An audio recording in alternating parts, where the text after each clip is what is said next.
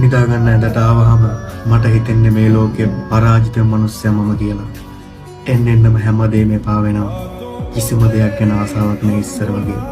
වෙලාව යනවත් දැනෙන්නේවත් නැහැ. එළි වෙනකන් ඇහැරගෙන කල්පනා කරන්නෙම ඇයි මට මෙහෙම වුනේ කියලා.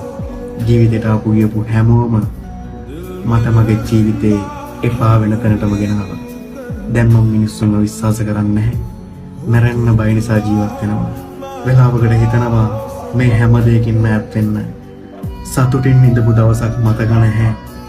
හැමදාම මම ගලේ ලෝකෙට පේන්න hina වුණු එක. ඒත් හිත ඇතුලෙන් පොඩි එකෙක් වගේ අඬනවා.